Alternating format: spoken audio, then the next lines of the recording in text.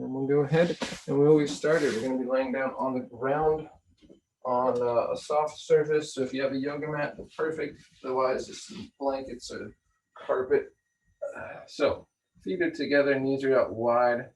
This is going to be a diamond pose. So we're going to start here in this position.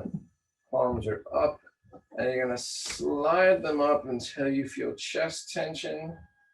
And then you're going to bring your hands together, bending at the elbow, maintaining that chest tension. And then we're going to be sitting here and we're going to be breathing, finding that expansion and that contraction as you exhale.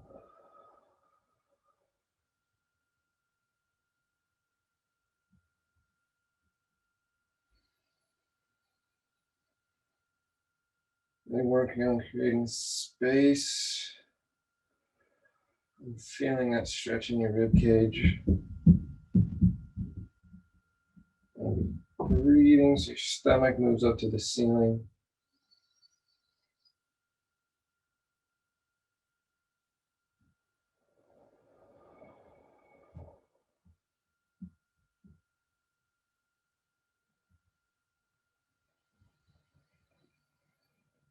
And take a couple more here, really trying to find that rib cage expansion.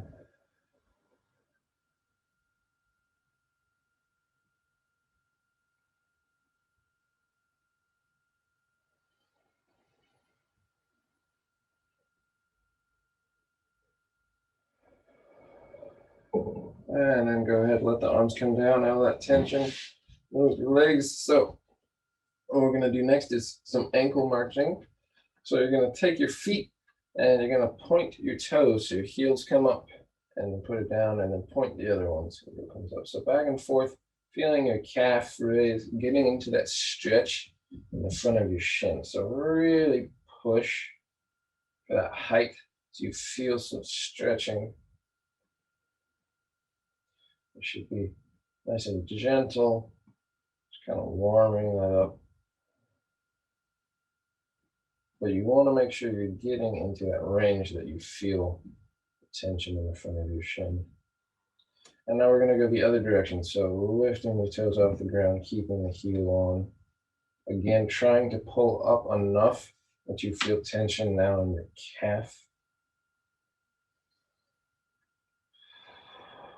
You really feel the shin working here. So getting those muscles in the front of your leg nice and active. Trying to maintain that breathing pattern. You don't have to be quite as deliberate with it. You want to still feel a nice inhale and exhale cycles.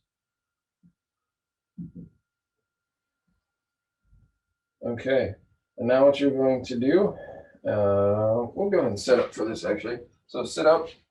This is a little different ankle movement. So we need to have hands on the knees. So you're gonna put one hand on one knee here.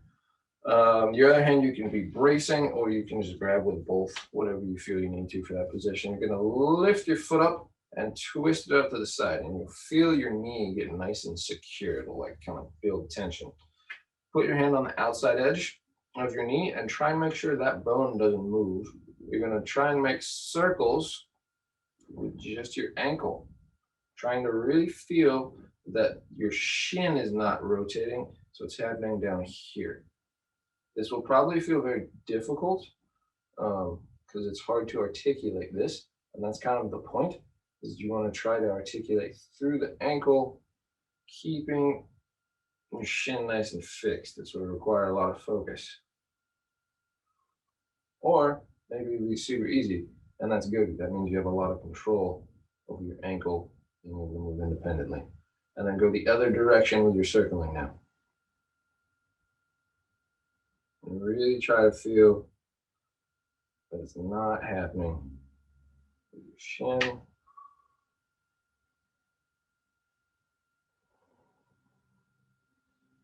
Okay, and pause. And now we're going to do all of the motion with the knee.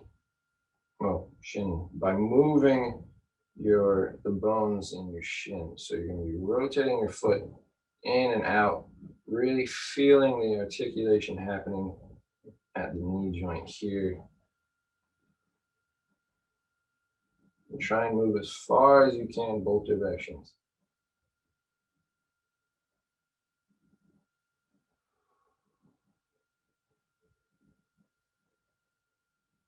Okay, let that relax. We're going to switch sides. So put your other foot in a comfortable position. Lift the toes, rotate it out to feel that nice secure lockdown, and then you're going to try to keep it there.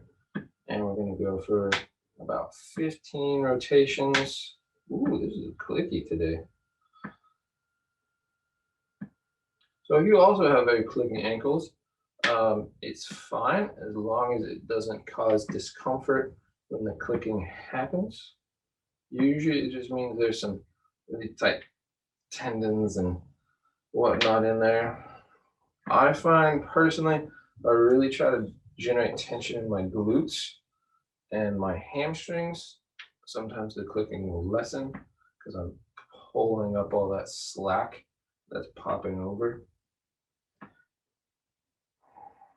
You can really try to focus on not moving through the shin, moving at your ankle. Whew. And let's go the other direction now. Make sure you're still breathing nice and calm.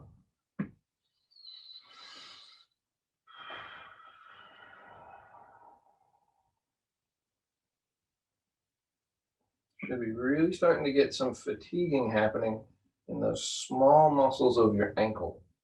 So you should feel this kind of in the foot and ankle area, not too much in your actual shin because we're not trying to use the shin. Okay, now we're going to do just the rotations up here. So feeling the bones at the knee joint, twisting and twisting. So your foot will move in and out, but you're doing that at your knee.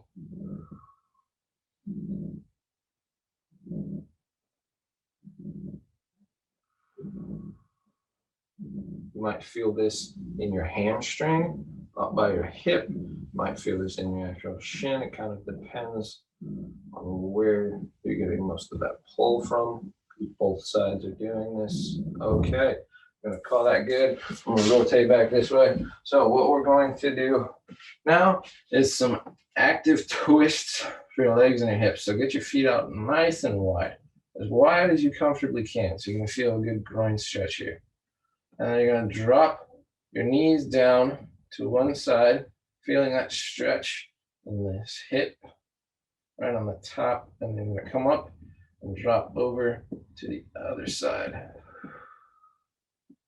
Stretching this hip. Try and keep, so you're not going to be able to keep your hips on the ground. But you want to think that you're not raising up too much. So the goal is to stay low, but not stay low forcefully. You want to just think that you're allowing this hip to rotate. Well, actually, this leg to rotate so your hip stays down. Back and forth.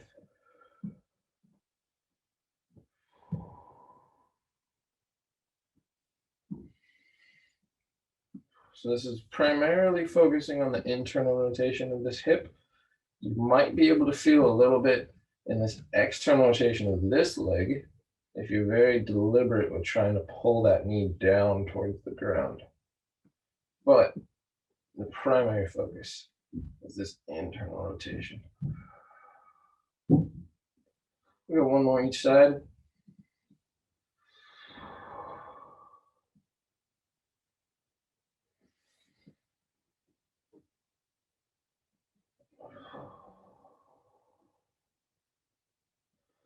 Okay, now both legs are up, and we're just going to do 5. Both legs drop into the middle.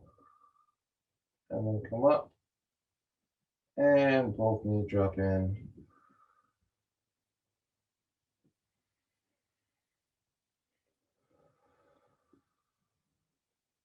Make sure you're calmly breathing while you do this. You can exhale as you come up, you can exhale as you go down. Doesn't matter too much. Do one more because I lost count.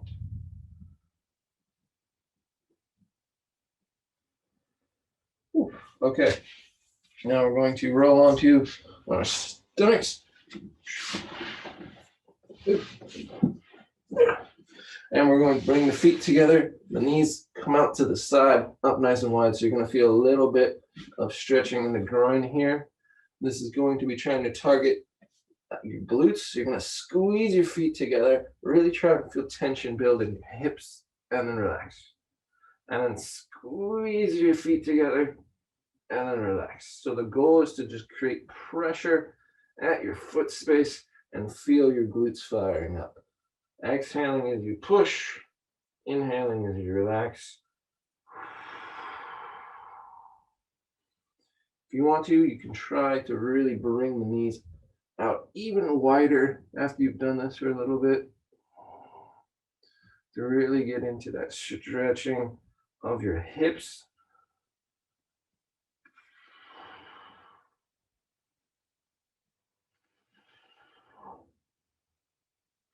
Now, if you have room for this, you can just put your feet down.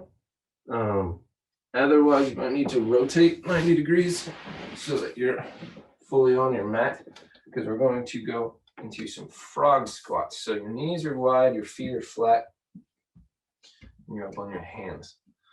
So make sure you get a slight arch to your low back. So kind of lift your tailbone up in the air slightly. And then you're going to push your hips backwards, finding that nice groin tension, holding it. And then you're going to drive your tailbone forwards into the floor. Again, finding that nice groin tension. And then back. If you can come down to your elbows.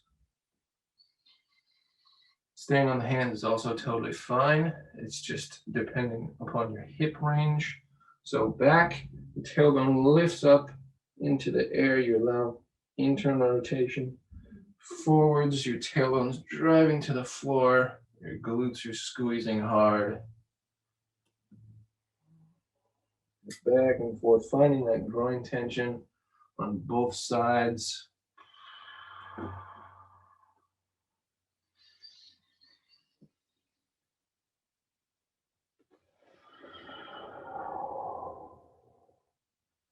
We're going to go one more. And then the easiest way to get out of this after we do this forward hold is just let your hips come to the floor. Or you can go backward. Really doesn't matter. I just found that way nice and easy to get out of it. Okay, so now we're in tabletop position here. Pushing the ground away, your fingers are nice and splayed, shoulders over the wrists, hips over knees. And what we're going to do is some lower back focused cat-cow. So I want you to just think that you're squeezing your butt, driving your hips forward. Nothing else should shift. And then you're going to lift your hips up in the air as high as you can and really feel that squeezing of your lower back muscles. So unlike other cat-cows, we don't want to shift anything else. Your chest and head are staying totally neutral. So we're just moving our pelvis. Nothing else shifts. Fire up the low back and then squeeze the hips. Fire up your low abs. So this might feel odd if you're used to doing normal cat-cows, because we are isolating just a portion of the spine. In just a second, we're going to do the upper portion of our spine. But I like doing these separate sometimes, just because it really allows me to work the individual range. Let's go one more forwards and one more back. We're up. Okay, now from here, bring your elbows to your knees. You're going to sit down. So now we're going to do the upper back cat-cow. So focusing on moving your chest and your neck, drive your chest to the ceiling, tuck your head in, and then you're bringing your chest in between your arms, pulling your head backwards. Ceiling and tuck. You exhale, forwards with the chest and back with the head as you inhale. Really try and feel this in the space between your shoulder blades. And you're driving your chest away. Should feel that in the front of your chest. So, right, the nice thing about doing these, like I said, the two isolated versions, is it really lets you feel it in the areas, as opposed to maybe when you're doing the full cat-cow, you find more restrictions. You're trying to move so much at once. This one lets you just kind of work each of the parts. And we're going to do one more of each. Finishing with that nice forward motion and that big breath, and then we'll come back to our tabletop. And now we're going to do tabletop leans. So pushing into the ground, keeping a slight arch to your low back. You're going to move yourself backwards and then forwards. Now, you only want to move yourself forward backwards as you can maintain a neutral spinal arch. So if you're moving back and you feel your hips tuck under and your back open up, that means you've gone too far. So keep the hips up to the ceiling and move back. You should feel this in the front of your hips. So in your hip flexors a little bit as you're compressing them, and then maybe in your back and your glutes as you move into that stretch. So this is kind of like we're doing horizontal squatting. That's what this should feel like. And this is what allows you to really get into that deep squat position, maintaining that nice spinal posture. You're freeing up that motion at your pelvis. Driving back. Okay, and now we're going to take one leg and extend it out to the side and drive down the heel on that foot. So you rotate your leg, and then we're going to do the same thing. Driving backwards. Now it's going to be even harder to make sure you're maintaining that neutral spine. So most likely you will move a lot less distance. And you want to really feel that groin stretch as you shift backwards. So groin stretch, keeping that back nice and set. Now I have to switch sides because of my room space, but you can just change your legs and extend the other one. And again, drive the heel down. You're rotating your leg externally and then shifting back. Finding that groin stretch. As we're doing this,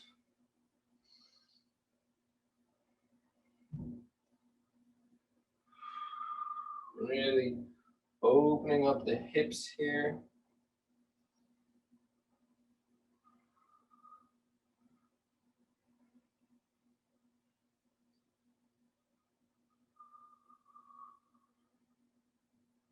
Okay, bring that in. Now we're going to be focusing on the wrists. So make sure your fingers are splayed. They're as wide as you can get them. You're pushing the ground away. And we're going to make circles. So make sure you feel weight on each fingertip as you're circling through. Really put intentional focus on pushing each fingertip down as your weight shifts across them. And feel that circling happening.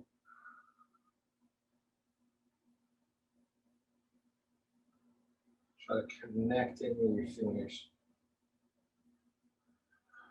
Now we're going to go the other direction. So feeling that pressing happening, the rotation at your wrist.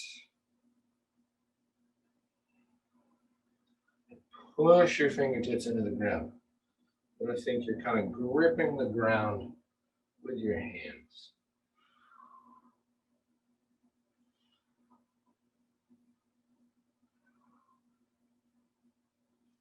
Okay, let that relax. And now we're going to put your fingers together and then slide them back. We'll start by your knees and you can move forwards from there as you feel comfortable. You're going to drive into the ground up onto your fingertips, come down to your knuckles, and then come down to your palms. And then drive to the fingertips and to the knuckles and then to the palms. I'm sorry, I can't read messages right now. So if it's something super urgent you need to ask a question about, I ask that you unmute. So you can ask it because I have to stop and go read that. Knuckles and then palms. If this feels easy, you can move forward. I'm just going to do about 5 more. Knuckles, palms. Try and go nice and slow.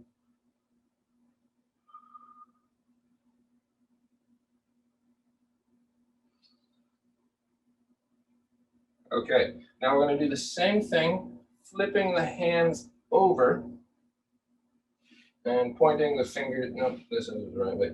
You're going to drive up onto your fingertips. So your thumbs are out to the side, fingers are forwards. Come down to your knuckles and then control that down to your palms. This one should be really hard. If it's too hard for you where your hands are, you can widen your knees and put your hands in between your knees. Drive up on the fingertips, knuckles, palms. Fingertips, knuckles, palm. Well, not palms actually at this point. Back of your hand. But it's the same motion. Fingertips, knuckles, you slowly lower. You're feeling that stretch, that working in the back of your forearm. We're going to do a couple more of these. Really get the forearms nice and worked. Okay, back to the normal tabletop. You're going to come up onto your knuckles. So you're kind of waiting here. Your fingers are nicely splayed, and then you're going to rock to one side and then to the other side. So rock and over the other way. So you're staying on your knuckles and you're feeling this.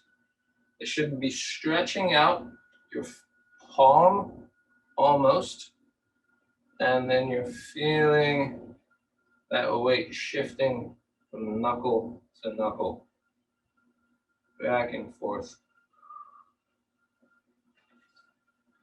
And with that, we're going to call that good for your wrists. Might need to shake them out a little bit. They're probably feeling nice and pumped.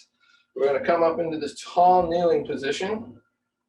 Taking one leg, you're going to step it forwards a little bit past 90 degrees. So if you have any knee problems, you can roll up your mat. You can get a pillow or anything like that because we're going to be spending some time in this lunge. So taking same side arm, you're going to reach forward as though you're trying to reach towards the ground. You're going to allow yourself to twist open. And you're going to try and feel that stretch in the back hip. You're really driving that hand forward. So your hip is going towards your heel. You're feeling that stretch. We're going to hold this for a bit. Take a nice deep inhale. On your exhale, I want you to just kind of collapse your torso onto your knee. So now you're going to feel that in the ankle a little bit more. Really opening up that hip. Take a nice big inhale. Exhale, you're going to drive yourself back up. And then what we're going to do is taking now the same side arm. You're going to reach and twist. And then come back. And we're going to do that 10 times. Reach and twist. So it's forwards and then over to the side. And that should really hit into your hip. So make sure as you're doing that rotation, you feel that increased tension in that back leg, in that hip flexor stretch.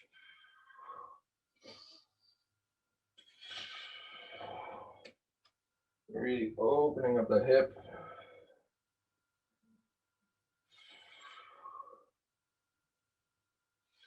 Okay, and now we're going to switch legs. Come back to that kneeling position. Step your other leg again a little bit past 90 degrees so you come into that hip stretch. Holding tension in that back leg, reaching the same side arm nice and forwards, allowing yourself to sink into that stretch. Feeling it in that back hip, the extended one. Reaching as far as you can, rotating your body to get that extra length with your arm. Take a nice big inhale. Let it out as you reach even further. And then allow yourself to collapse onto your knee. Upper body is nice and relaxed now. You're wading into that leg to drive your knee forwards, drive even more into that hip stretch. Take a nice big inhale. Exhale, drive back up. And now we're doing same side Arden, reaching forwards, rotating to the side. And we'll come back, forwards and rotate to the side. Trying to let your other arm be nice and relaxed. It's just dangling forward and to the side. And feel that rotation really drive into that hip stretch.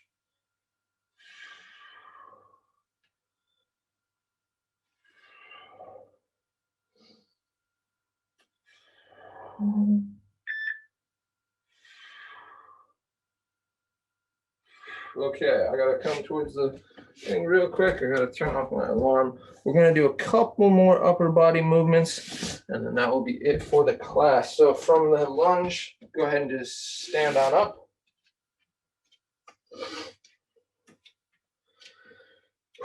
What we're going to be doing here is something I call torso circles. So your arms are gonna come up at a 45-degree angle, hip distance with the feet. You wanna be engaged in your feet. And then you're going to be moving through your ribs in this big circle. So try not to move your hips as much as you can, and you're trying to move your torso, your rib cage, your neck should stay kind of attached to your ribs. And then we're going to go the other direction.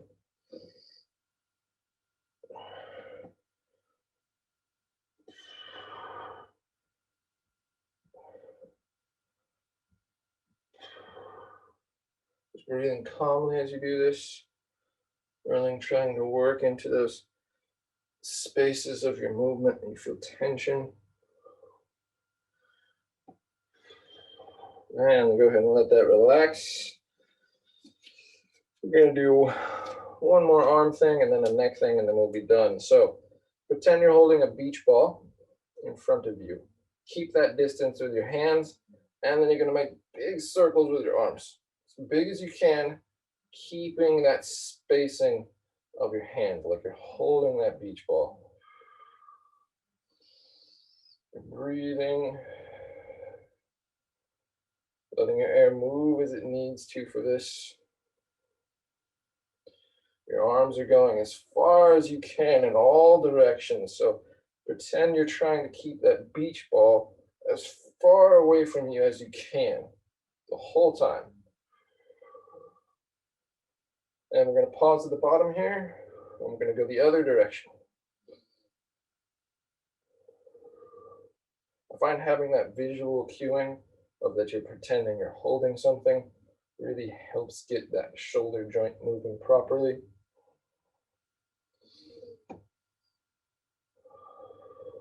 Breathing calmly.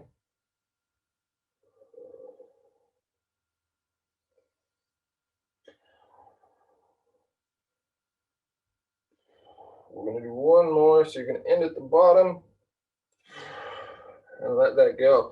And the last movement we're going to be doing for the class is the next shoulder roll. So stand up nice and tall. Your thumbs are pointing forwards to start with. You're going to bring your head to your chest. Your thumbs are going to roll in and then backwards. And then you're going to pull your head backwards and lift your chest to the ceiling as your thumb rotate out and then also backwards. And then your thumbs rotate in, head to the chest, and they go backwards, and you try and round.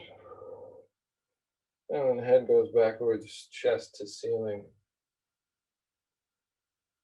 So you're getting this spiraling action through your arms and your chest as your head moves up and down.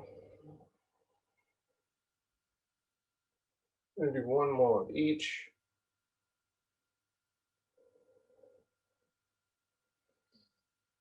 Finishing off, we're going to hold in this position, this top position, feeling that nice stretch in our chest.